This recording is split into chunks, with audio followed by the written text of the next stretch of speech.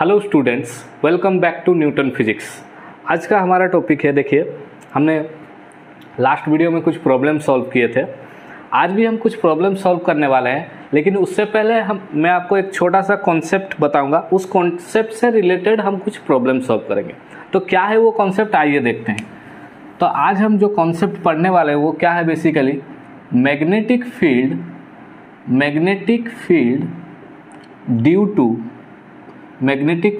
Due to a circular arc. Magnetic field due to a circular arc, ठीक है। एक circular arc के लिए हमें मैग्नेटिक फील्ड निकालना है। अब देखिए, हमने इससे पहले बेसिकली एक सर्कल के सेंटर पे मैग्नेटिक फील्ड निकाला था। कितना आया था आंसर? B = μ0I/2r, ठीक है। अब हम क्या करेंगे, कोई भी आर्बिटरी शेप का एक आर्क लेंगे। इस आर्क में अगर I एम्पियर का करंट फ्लो हो रहा है तो इसके सेंटर पे मैग्नेटिक फील्ड कितना आएगा, ये हमें फाइंड आउट करना है, ठीक है। देखिए हम कैसे फाइंड आउट करते हैं इस चीज़ को। तो सपोज ये हमारा आर्क है, इसकी वजह से हम इसके सेंटर पे, अगर इसे हम एक पूरा सर्कल बनाएं तो उस सर्कल का सेंटर ये होगा। तो यहाँ पे इस कटे हुए टुकड़े के लिए या फिर इस आर्क के लिए यहाँ पे मैग्नेटिक फील्ड कितना होगा हम फाइंड आउट करने वाले हैं, ठीक है। देखिए हम कैसे करते हैं। तो बेसिक से हम स्टार्ट करेंगे। बायट-सेवर्ट लॉ क्या कहता है, dB बराबर कितना आता है, μ0/4π I डिवाइडेड बाई r3। ये हो गया आपका बायट-सेवर्ट लॉ। अब हम बायट-सेवर्ट लॉ इस आर्क में अप्लाई करेंगे। तो देखिए हम यहाँ पर dl ले सकते हैं, कोई भी छोटा सा एलिमेंट यहाँ पर dl ले सकते हैं। ये आ गया आपका क्या, dl वेक्टर, और ये हो गया आपका r, ये हो गया आपका r, जो कि इस आर्क का रेडियस भी है। तो यहाँ पर आप देख सकते हैं dl और r के बीच में जो एंगल आया वो कितना आ गया, 90 डिग्री। तो अगर हम इस सिचुएशन के लिए, इस छोटे से आर्क के लिए अप्लाई करें बायट-सेवर्ट लॉ यहाँ पर, तो कितना आएगा, देखिए यहाँ पर वेक्टर साइन रहेगा। यहाँ पर कितना आएगा, μ0/4π I/dl r, क्योंकि r जो है हमारा डिस्टेंस है, यहाँ पर कैपिटल R हमने लिया, dl r sin 90 degree divided by r3। यहाँ r से r कैंसिल हो जाएगा, तो कितना आ जाएगा, μ0/4π I/dl sin 90 का वैल्यू 1/r²। ये हो गया आपका dB का वैल्यू, ठीक है। ये हो गया आर्क के एक छोटे से हिस्से के लिए। अगर मैं चाहूँ कि इस पूरे आर्क के लिए मैग्नेटिक फील्ड कितना होगा, तो उसके लिए हमें क्या करना पड़ेगा, देखिए पूरे आर्क के लिए अगर हमें निकालना है तो इसे हमें इंटीग्रेट करना पड़ेगा। जाहिर सी बात है, पूरे आर्क के लिए हमें क्या करना पड़ेगा, इंटीग्रेट करना पड़ेगा। इंटीग्रेट करने से पहले हमें एक चीज़ यहाँ पर देखना चाहेंगे कि ये आर्क जो है ये इसके सेंटर पे कितना एंगल सबटेंड कर रही है। तो अगर हम इस जो एंगल ये सबटेंड कर रही है उसे अगर हम थीटा ले लें, तो आप सभी को मालूम है, और इसका आर्क लेंथ, जो ये आर्क का लेंथ है, उसे अगर हम L ले लें, आर्क लेंथ = L ले लें, तो हमें ये पता है थीटा = कितना होता है, L/r, ठीक है। अगर हम दोनों साइड डिफरेंशिएट करें तो कितना आ जाएगा, dθ बराबर dl/r, ठीक है। तो यहाँ पर अगर मैं dl की जगह पर कितना लिख सकता हूँ, इस फॉर्मूले से dl बराबर कितना लिख सकता हूँ, r dθ, ठीक है।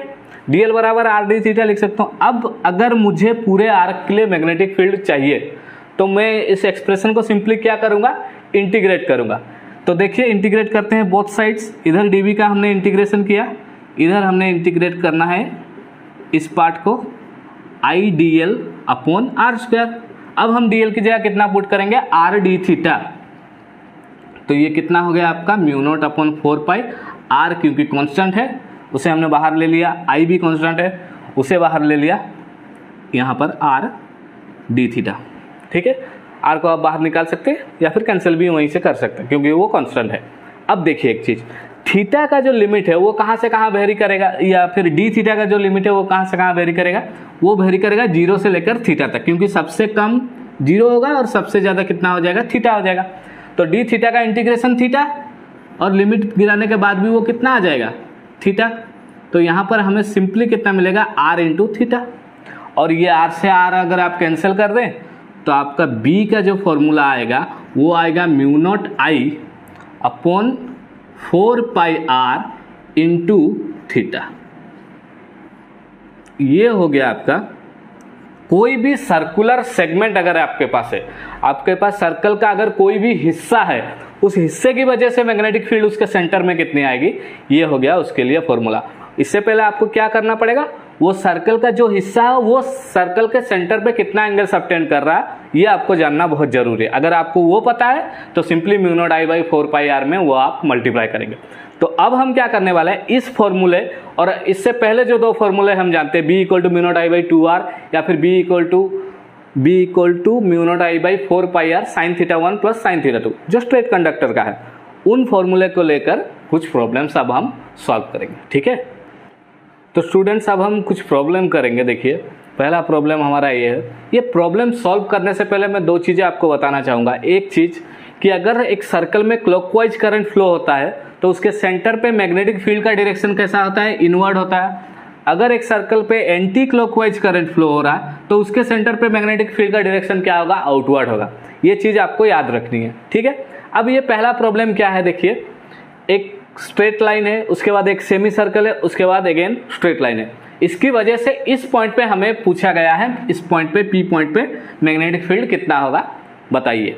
ठीक है, आपको ये चीज़ हमने पहले बताया था कि अगर एक सेमी इनफाइनाइट वायर है, सेमी इनफाइनाइट वायर का मतलब क्या है ना, वायर का शुरुआत कहाँ से हो रहा है ये तो आपको पता है, लेकिन एंड कहाँ पर है, यानी कि वायर का कोई एक एंड आपको पता है, दूसरा एंड आपको पता नहीं है। जैसे कि यहाँ पर ये वायर इनफाइनाइट से आया, इस तरह से मुड़ा, वापस इनफाइनाइट पे करंट लेके चला गया, इस तरह से कुछ सिचुएशन है।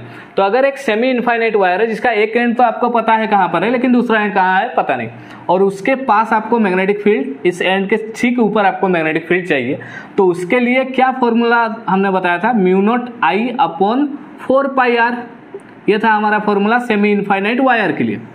अब सेम चीज हमारे पास है, नंबर 1 क्या है, एक सेमी इनफाइनाइट वायर है जिसकी वजह से पी पे मैग्नेटिक फील्ड निकालना है।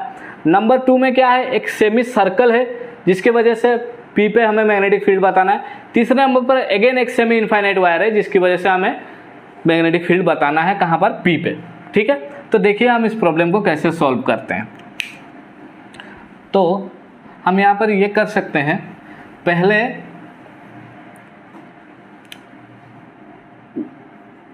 पहले हिस्से के लिए यानी सेमी इनफाइनाइट वायर के लिए हम पी पे मैग्नेटिक फील्ड अगर निकालें, पार्ट 1 के लिए अगर हम मैग्नेटिक फील्ड निकालना चाहते हैं तो क्या होगा, देखिए ये हो गया हमारा पार्ट 1 के लिए मैग्नेटिक फील्ड कितना होगा, देखिए।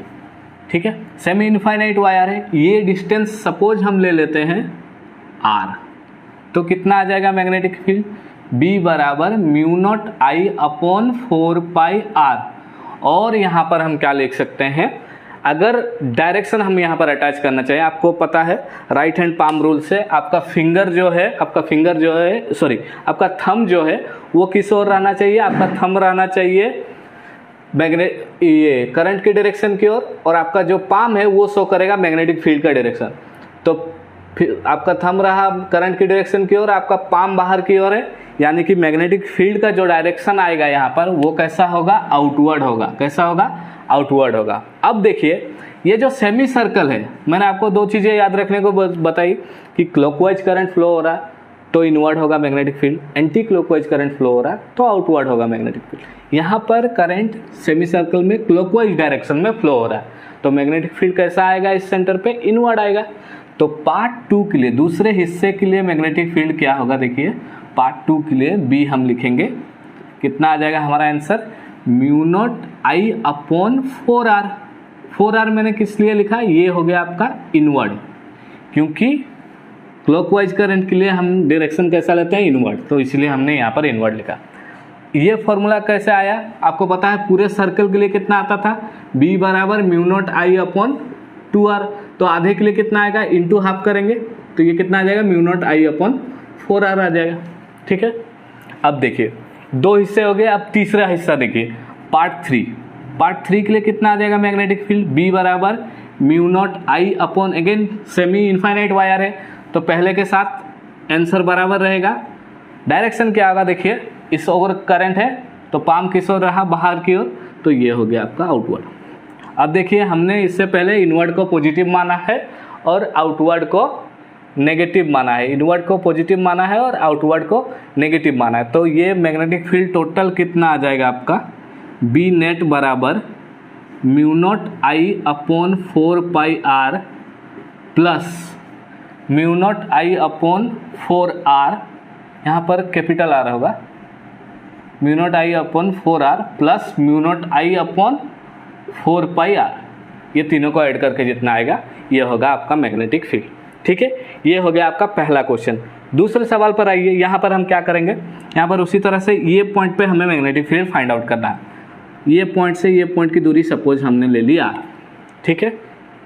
अब पहला पार्ट के लिए सपोज हमने ये सेमी इनफाइनाइट वायर को पार्ट 1 कंसीडर किया, ये सर्कुलर सेगमेंट को पार्ट 2 कंसीडर किया और वापस से इस सेमी इनफाइनाइट सेक्शन को हमने पार्ट 3 कंसीडर किया।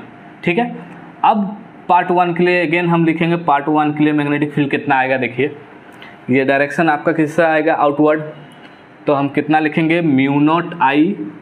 अच्छा देखिए यहाँ पर एक चीज़ है, हमने इनवर्ड को पॉजिटिव माना है और आउटवर्ड को नेगेटिव माना है, तो यहाँ पर हमारे ये जो इनवर्ड है ये प्लस साइन के साथ आएगा और ये दोनों क्या रहेंगे आपके नेगेटिव साइन के साथ आएंगे। ये आप थोड़ा ध्यान रखिएगा डायरेक्शन का, कहाँ पर पॉजिटिव होगा कहाँ पर नेगेटिव होगा वो आपको थोड़ा ध्यान रखना है। इनवर्ड को पॉजिटिव लेना है और आउटवर्ड को क्या लेना है, आपको नेगेटिव लेना है। यहाँ पर अगेन आउटवर्ड आया सेमी इनफाइनाइट पार्ट 1 के लिए, तो हम कितना लिखेंगे, mu naught I upon 4πr outward. उसी तरह से पार्ट 2 क्या है, सेमी सर्कल है, तो कितना हो जाएगा, same answer mu naught I by 4r। अब डायरेक्शन कैसा है, ये करंट किस तरह से फ्लो हो रहा है, देखिए एंटी क्लॉकवाइज डायरेक्शन में फ्लो हो रहा है। अगर एंटी क्लॉकवाइज होता है तो डायरेक्शन कैसा आता है, आउटवर्ड, तो ये भी आउटवर्ड। ठीक है, और लास्ट का पार्ट आपका क्या है, अगेन सेमी इनफाइनाइट पार्ट है, तो इसके लिए हम कितना लिख देंगे, simply mu naught I upon 4πr और इसके लिए डायरेक्शन आउटवर्ड। देखिए अगर सारे आपके एक ही डायरेक्शन में है तो आप सारे को पॉजिटिव भी ले सकते हैं, जैसे यहाँ पर सारे मेरे आउटवर्ड में हैं, तो नेट मैग्नेटिक फील्ड कितना आ जाएगा, तीनों को सिंपली हम ऐड करेंगे, mu naught I upon 4πr, mu naught I upon 4πr, mu naught I upon 4r, mu naught I upon 4r। अगर सारे एक डायरेक्शन में है पॉजिटिव, अगर ऑपोजिट डायरेक्शन में तो इनवर्ड को पॉजिटिव लेना है और आउटवर्ड को नेगेटिव लेना है। यहाँ पर आपको साइन का ध्यान रखना है। तो ये आपके 2 प्रॉब्लम हो गए। ठीक है, तो देखिए अब हम आते हैं तीसरे प्रॉब्लम पर। यहाँ पर क्या है, देखिए एक वायर गया है, इनफाइनाइट से आया, ऐसे मुड़ा, उसके बाद अगेन इनफाइनाइट पे चला गया। ठीक है, तो देखिए अगेन हम इसे 3 हिस्सों में बांटेंगे, ये पहला हिस्सा, ये दूसरा हिस्सा, ये तीसरा हिस्सा।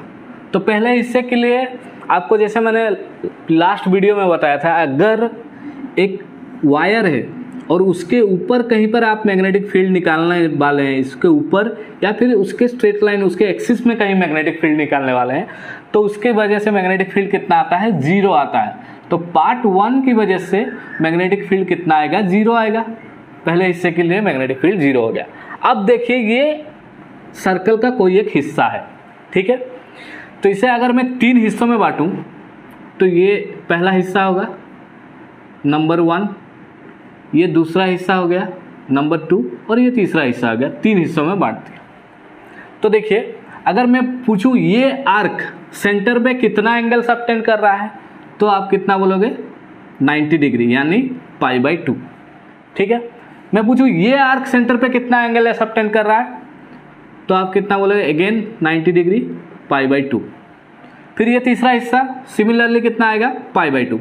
तो अगर मैं पूछूं ये पूरा आर्क सेंटर पे कितना एंगल सबटेंड कर रहा है, तो आप कितना बोलोगे, थीटा बराबर π/2 प्लस π/2 प्लस π/2 इक्वल टू 3π/2, क्योंकि 3 बार π/2।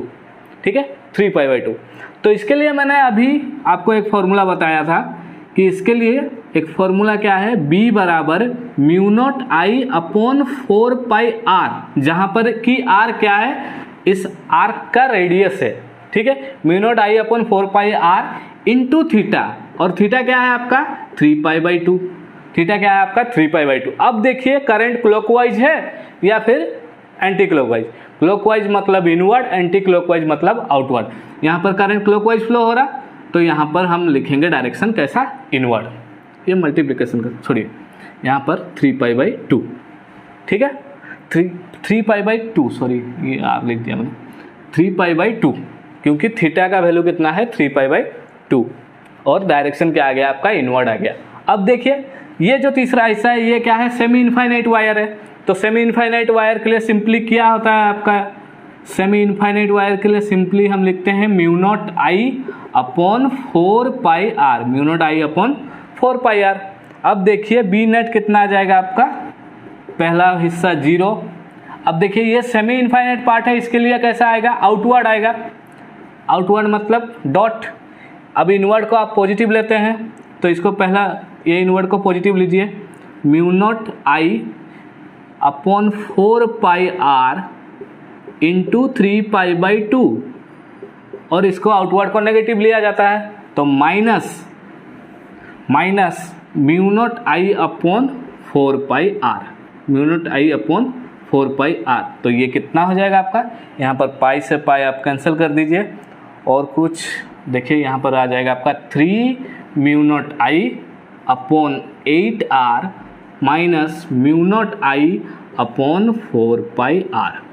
ठीक है, ये हो गया आपका आंसर। अब देखिए हमारे पास ये एक चौथा प्रॉब्लम है, क्या है इसमें देखिए, करंट यहाँ से शुरू हुआ, इस तरह से गया, फिर इधर गया, फिर यहाँ पर इस तरह से ऊपर, फिर इधर, फिर इधर, फिर इधर। ठीक है, आपको इस पॉइंट पर मैग्नेटिक फील्ड निकालना है और ये सारे आर्क्स जो हैं, पहला आर्क, दूसरा आर्क, तीसरा आर्क, तीनों आर्क कितना एंगल सबटेंड कर रहे हैं सेंटर में, थीटा एंगल सबटेंड कर रहे हैं। अब देखिए करंट तो यहाँ पर भी है, करंट तो यहाँ पर भी है, करंट यहाँ भी है, लेकिन इन सारों की वजह से मैग्नेटिक फील्ड कितना आएगा, 0 आएगा। मैंने आपको बार बार ये चीज़ बताई है, अगर ये लाइन है इसके ऊपर कहीं भी आप मैग्नेटिक फील्ड निकाल रहे हैं तो वो उसकी वजह से मैग्नेटिक फील्ड कितना आता है, 0 आता है। ठीक है, अब देखिए अब हम इन आर्क्स की वजह से मैग्नेटिक फील्ड निकालेंगे। पहले आर्क का जो रेडियस है वो r है, दूसरे आर्क का जो रेडियस है वो r+r यानी 2r है, तीसरे आर्क का रेडियस क्या है, r+r+r 3r है। तीनों आर्क की वजह से अब हम क्या निकालने वाले हैं, मैग्नेटिक फील्ड सेंटर पे निकालने वाले हैं। देखिए तो पहले आर्क की वजह से हम मैग्नेटिक फील्ड लिखेंगे। आपको पता है B बराबर कितना होता है, μ0I/4π, यहाँ पर रेडियस ऑफ द आर्क, पहले आर्क का रेडियस कितना है, r है, इंटू थीटा, जो कि सेंटर पे कितना एंगल सबटेंड कर रहा है, थीटा एंगल सबटेंड कर रहा है, तो यहाँ पर इंटू हमने थीटा लिख दिया। ठीक है, अब देखिए दूसरे आर्क के लिए, दूसरे आर्क के लिए कितना होगा, B बराबर μ0I/4π इंटू यहाँ पर क्या करेंगे हम, रेडियस दूसरे आर्क का क्या है, r+r दैट इज 2r, तो यहाँ पर मल्टीप्लाई कितना होगा, 2r इंटू थीटा। अब देखिए यहाँ पर मैंने डायरेक्शन छोड़ दिया, ये देखिए क्लॉकवाइज करंट फ्लो हो रहा है पहले आर्क में। क्लॉकवाइज के लिए मैंने डायरेक्शन कितना बताया था, इनवर्ड बताया था। क्लॉकवाइज के लिए डायरेक्शन कैसा होगा, इनवर्ड। दूसरे आर्क में करंट कैसे फ्लो हो रहा है, एंटी क्लॉकवाइज। एंटी क्लॉकवाइज में डायरेक्शन कैसा होगा, आउटवर्ड। एंटी क्लॉकवाइज में डायरेक्शन कैसा होगा, आउटवर्ड। अब देखिए तीसरे आर्क में फिर से क्लॉकवाइज करंट फ्लो हो रहा है, तो तीसरे आर्क के लिए डायरेक्शन कैसा होगा, इनवर्ड होगा। तो देखिए उसका मैग्नीट्यूड कितना आता है, देखिए B बराबर अगेन हम लिखेंगे तीसरे आर्क के लिए μ0I/4π इंटू r। r क्या है, आर्क का लेंथ है, r क्या है, आर्क का रेडियस है, r+r+r दैट इज 3r, तो यहाँ पर हम लिख देंगे 3r इंटू थीटा। और इसका डायरेक्शन क्या हो जाएगा, अगेन इनवर्ड, क्योंकि क्लॉकवाइज डायरेक्शन में करंट फ्लो हो रहा।